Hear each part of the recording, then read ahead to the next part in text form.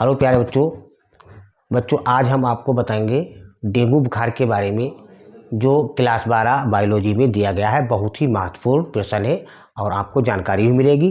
तो ये हम लोग जानते हैं कि मच्छर के काटने से डेंगू होता है, लेकिन वो कौन सा मच्छर होता है? उसका नाम है मादा एडिज एजिप्टी। इस मच्छर के काटने से डेंगू बुखार हो जाता है। कब होता है? जब ये किसी संक्रमित व्यक्ति को काटता है, यानी जिसके अंदर डेंगू वायरस है, तो उसको ये मच्छर काटता है। काटने के बाद ये स्वयं संक्रमित हो जाता है 9 या 10 दिनों में। उसके बाद जब ये किसी स्वस्थ व्यक्ति को काटता है तो लार के माध्यम से रक्त में यानी ब्लड के अंदर डेंगू वायरस पहुंच जाता है, जो हमारे बहुत से यानी शरीर के भागों को प्रभावित भी करता है, जैसे हमारा हृदय है या लीवर है या बोन मैरो।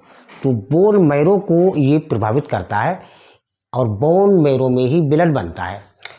बोन मैरो जो होता है, जो हड्डियाँ होती हैं, जो अस्थियाँ होती हैं, उनके बीच में गुहा होती है, खाली जगह होती है, एक जाल की तरह दिखती है। तो वही यानी हमारा ब्लड बनता है। स्टेम सेल्स यानी कोशिकाएँ आरबीसी और डब्ल्यूबीसी और प्लेटलेट को तैयार करते हैं। तो जब वो प्रभावित होता है तो प्लेटलेट की संख्या कम हो जाती है। इसी के कारण ऐसा लगता है जैसे अस्थियाँ टूट रही हो। शरीर में बहुत तेज़ी के साथ दर्द होता है और कभी कभी शरीर पर लाल रंग के चकत्ते भी आ जाते हैं। वो भी प्लेटलेट की संख्या कम होने के कारण होता है। या हमारी जो त्वचा होती है, ये सेल्स यानी कोशिकाओं से मिलकर के बनी होती है, तो ये कोशिकाओं में भी संक्रमण हो जाता है। इस वजह से भी लाल रंग के चकत्ते पड़ जाते हैं।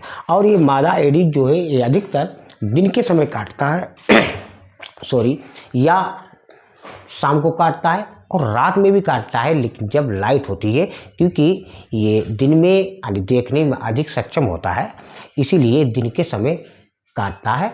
और ये जो वायरस होते हैं, यानी जो डेंगू वायरस होते हैं, 4 प्रकार के सीरोटाइप, उनके नाम है DEINV1 और DEINV2। ये 4 प्रकार के होते हैं। तो 3, 4 यानी dengue virus type 1, dengue virus type 2, 3, 4 ये इनके नाम हैं।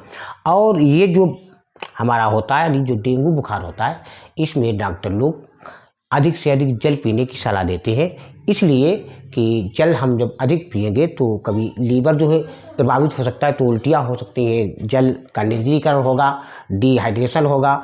तो अधिक से अधिक जल पिएंगे तो डिहाइड्रेशन ना हो यानी निर्जलीकरण ना हो, इसलिए अधिक से अधिक जल पीने की सलाह देते हैं।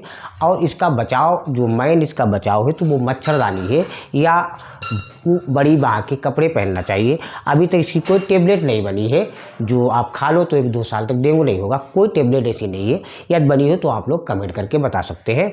लाइक, सब्सक्राइब, कमेंट अवश्य कीजिए।